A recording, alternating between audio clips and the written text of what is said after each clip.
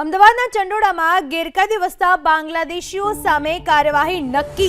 ધારાસભ્ય Shailesh Parmar police commissioner કચેરીએ પહોંચ્યા। હર્ષ સંઘવી સાથે મુલાકાત બાદ પોલીસ કમિશનર કચેરીએ પહોંચ્યા શૈલેષ પરમાર। ગેરકાયદેસર વસતા બાંગ્લાદેશીઓ સામે તવાઈ બોલાવવામાં આવી રહી છે। છેલ્લા 3 દિવસની કાર્યવાહીને લઈને કમિશનર સાથે મુલાકાત। આ વિશે વધુ માહિતી આપવા આપણી સાથે જોડાઈ ચૂક્યા છે અમારા સંવાદદાતા કુશાંક સોની।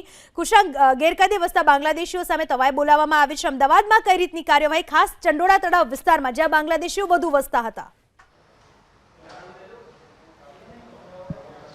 જો અમદાવાદની સાથે સુરતમાં એક દિવસમાં જે કાર્યવાહી કરવામાં આવી હતી, દ્રશ્યો અહીંયા આગળ આપણે બતાવી રહ્યા છીએ। જે કોંગ્રેસના ધારાસભ્ય છે શૈલેષ પરમાર અને તેમની સાથે જે સ્થાનિક નેતાઓ છે તે અત્યારે પહોંચ્યા છે પોલીસ કમિશનર GS મલિકની મુલાકાત કરવા માટે। ઉદ્દેશ તેમનો એ પ્રકારનો છે કે જે પણ નિર્દોષ લોકો છે એટલે કે ત્યાં આગળ અનેક વર્ષોથી વસી રહ્યા છે તેમની સામે જો દસ્તાવેજી પુરાવા હોય તો તેમની સામે કાર્યવાહી ન કરવી। અલબત્ત શૈલેષ પરમારે ગૃહમંત્રીને પણ તે વિનંતી કરી હતી કે જે પણ લોકો ગેરકાયદે રીતે રહે છે તેમને ચોક્કસથી હટાવવા, પરંતુ જે લોકો પાસે દસ્તાવેજી પુરાવા છે અને અનેક વર્ષોથી અહીંયા આગળ રહી રહ્યા છે તેમને કનડગત ન કરવામાં આવે। અલબત્ત આજે સવારે પણ પોલીસ કમિશનર GS મલિક છે તેઓ ચંડોળા ખાતે પહોંચ્યા હતા અને તેમણે પણ આખા જે વિસ્તાર છે તેની મુલાકાત કરી હતી જ્યાં આગળ આખું ચંડોળા તળાવ ખાલી જોવા મળ્યું હતું।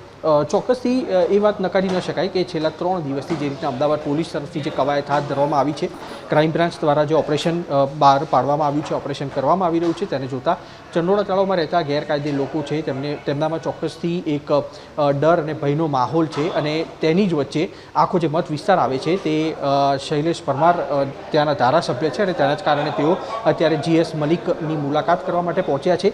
ખાતરી પણ તેઓ આપશે, જે રીતના તેમણે કેમેરા વગર વાતચીત કરી તેમાં તેમણે કહ્યું છે કે ખાતરી પણ તેઓ આપશે કે પોલીસની કામગીરીમાં તેઓ ચોક્કસથી સહકાર આપશે, પરંતુ જે પણ લોકો નિર્દોષ છે અથવા અનેક વર્ષોથી ચંડોળામાં રહે છે, કાયદેસર રહે છે, તેમને કોઈ કનડગત ન કરવામાં આવે અને તે જ પ્રકારની રજૂઆતને લઈ અને દાણી લીમડાના ધારાસભ્ય શૈલેષ પરમાર ગાંધીનગર ખાતે ગૃહ રાજ્યમંત્રી હર્ષ સંઘવીને મળ્યા બાદ સીધા અત્યારે અમદાવાદ પોલીસ કચેરી ખાતે પહોંચ્યા છે અને થોડી ક્ષણોમાં પોલીસ કમિશનર સાથે જે પણ વાતચીત થશે તે પ્રેસ કોન્ફરન્સ પણ કરી અને શૈલેષ પરમાર દ્વારા નિવેદન આપવામાં આવશે।